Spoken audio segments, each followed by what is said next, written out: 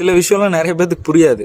எப்படின்னா, bank balance இல்லாத சமயத்தில் நம்ம வீட்டில் யாருக்காவது உடம்பு சரியில்லாமல் போய் ஹாஸ்பிட்டலில் 10 பைசா இல்லாமல் நின்றுருக்கியா? உங்கள்கிட்ட காசு இருக்கும், உன்னால் உன்னோட சேலரியில் அஃபோர்ட் பண்ணி ஒரு பைக் வாங்க முடியும். தினம் 50லேருந்து 100 கிலோமீட்டர் போயிட்டுருப்ப.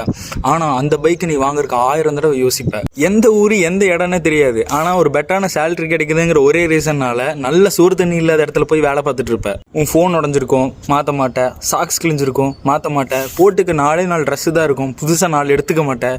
இந்த மாதிரி ஒரு சினாரியோவில் தான் நம்மளோட 25க்கு அப்புறம் இருக்கிற லைஃப் இருக்கணுமா? சத்தியமாக நான் விரும்ப மாட்டேன். நீங்களும் தானே? ஆனால் இதை சரி பண்ண ஒரு ஃபார்முலா இருக்குது. Simple. Invest in your self. நம்ம மேலே நம்ம இன்வெஸ்ட் பண்ணிக்கிறது தான் அடுத்த 5 வருஷத்துக்கு அப்புறம் நம்ம இருக்கிற க்ரோத்தாக இருக்கும். மகேந்திர சிங் தோனி நம்மள மாதிரி ஒரு ஃபேமிலியில் இருந்து அவர் மேலே பல வருஷமாக இயர்ஸ் அண்ட் இயர்ஸாக அவரோட கிரிக்கெட் ஸ்கில் மேலே இன்வெஸ்ட் பண்ணங்காட்டி தான் இன்றைக்கி அவர் ஒரு பொசிஷனில் இருக்கார். பிரதீப் ரங்கநாதன் இதே மாதிரி ஐடி கம்பெனியில் இன்னும் ஒரு 5 வருஷம் வேலை பார்த்துருந்தாருன்னா என்ன ஒரு 1 லட்ச ரூபா சம்பளம் வாங்கியிருப்பாரா? இன்றைக்கி அவர் ஒரு படத்துக்கு வாங்குற சம்பளம் 20 கோடி. பிகாஸ் அவர் மேலே இன்வெஸ்ட் பண்ணிக்கிட்டாரு.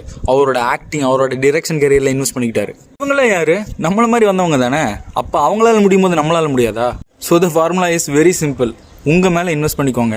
உங்கள் மேலே நீங்கள் என்ன இன்வெஸ்ட் பண்ணுறீங்களோ அதுதான் அடுத்த 5 வருஷத்துக்கு அப்புறம் உங்களுக்கு கிடைக்கிற ரிட்டர்னாக இருக்கும். That is your growth. மோட்டிவேஷன்லாம் பண்ண வரல, சிம்பிளாக சொல்கிறேன். எனக்கும் உங்களுக்கும் நம்ம லைஃப்பில் ஒரு டிசிப்ளின் தேவைப்படுது. அந்த டிசிப்ளினை க்ரியேட் பண்ண ட்ரை பண்ணிகிட்ருக்கேன். அவ்வளோதான்.